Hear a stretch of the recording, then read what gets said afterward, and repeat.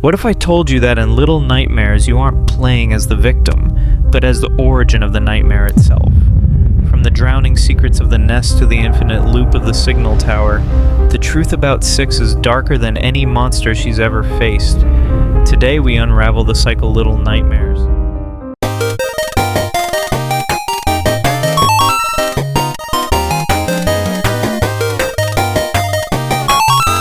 The world of this game is massive, shrouded in secrets and mystery. To date, we have 3 installments exploring this universe, starting with Very Little Nightmares.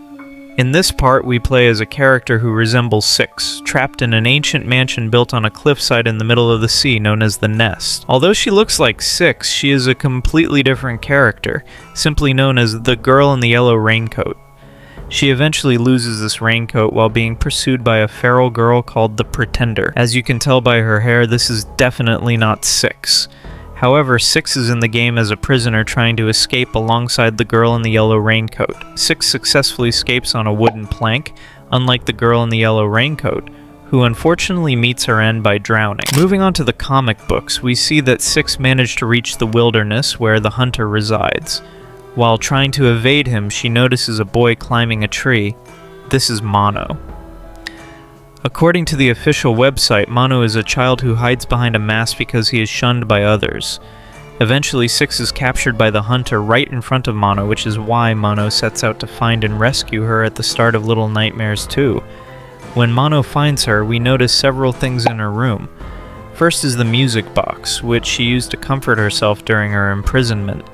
We see this again at the end of the game. In reality, the signal tower used this box to keep her bound by a spell, eventually transforming her into a monster. Her attachment to the box stems from her childhood trauma.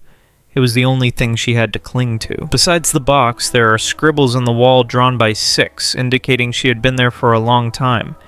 There's also a drawing of the signal tower, identical to the one seen in the school. This means the tower had already begun calling Six, trying to corrupt her through the transmission, just like the other distorted creatures in this world.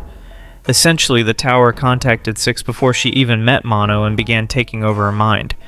A key piece of evidence is the scene where they pass the tower. Six seems to forget Mono and stares at the tower as if entranced.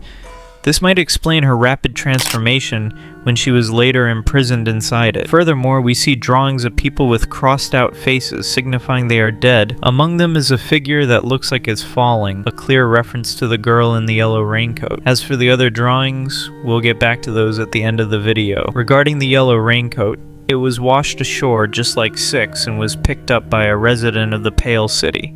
That's why we find it far from the beach. When Six sees it, she immediately puts it on. It reminds her of the person who helped her escape in the past. Later, Six is captured by the Thin Man and imprisoned in the tower, which transforms her into a monster. This proves that all the monsters we encounter were once ordinary people corrupted by the tower. The tower uses the Thin Man's power to warp reality itself. Currently, Six is trapped within her memories. One detail to note is the suitcase, which we will revisit later. Mono manages to cure Six by destroying the music box, which, as mentioned, the tower used to keep her under a spell. This act forces the tower to reveal its true form, a living organism made of the bodies of those it has consumed. In that moment, when Six had the chance to save Mono, she sensed his inner power, a darkness that the tower could use against him. Having witnessed his strength, she felt threatened. What she didn't realize was that her betrayal created the nightmare world and the time loop, where Mono becomes the Thin Man, trying to reach his younger self to break the cycle. After Six leaves the tower, a part of her remains tied to it. This leads us to the Shadow Children, glitched remains, from the second game, representing Six's link to the tower and Mono. This separation of her soul triggers the hunger. To satisfy it, she heads to the maw to gain the power to end her craving, which she achieves by defeating the lady. In the first game, which is third chronologically, we notice one of her shadows watching her while she eats. This implies that the hunger can only be cured by consuming souls. Six left half her soul in the tower. To complete herself, she must consume others. This explains the shocking scene where she eats the gnome, who was actually a child, and why, after killing the lady, she consumes the souls of everyone in her path. 6 has essentially become a monster with an insatiable hunger. Now back to the drawings in the room. The first represents the girl in the yellow raincoat. The second shows a child with the gnome, referencing the DLC from the first game. The final drawing depicts the death of the lady. How did 6 know about events that hadn't happened yet? To answer this, we look at their names. Mono could represent only one signal, meaning he is the source of this nightmare world created by the tower. As for 6, if you look closely at the door while running, you'll see the number 6. This suggests she is the 6th iteration or version in this repeating loop.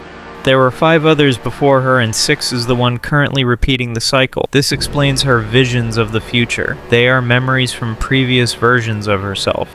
This is just a theory, but it's the most plausible one. Finally, at the start of the second game, Mono dreams of his future. In the first game, 6 does the same. This supports the theory that 6 is the lady. Whenever 6 feeds, the lights dim and the world is affected. Exactly what happens with the lady in the DLC. Moreover, 6 absorbing the lady's power is something only she could do, much like Mono taking the Thin Man's place. The location of the first game is the maw, meaning the mouth. It looks like a mouth from above and rises once a year to receive guests. People cursed with eternal hunger. They are fed and eventually their souls are harvested by the lady. Their remains are then fed to the next guests. That is the maw in a nutshell. Recently, Bandai Namco released a podcast series called The Sounds of Nightmares, featuring 30-minute stories from this world. They are audio only, but incredibly immersive. I wanted to cover them here, but I felt I wouldn't do them justice in a short segment. Let me know in the comments if you want me to translate them or summarize each episode narratively. As for Little Nightmares 3, there are many theories from the comics. Let me know if you're interested. That's all for today. If you enjoyed the video, please subscribe and share. See you next video.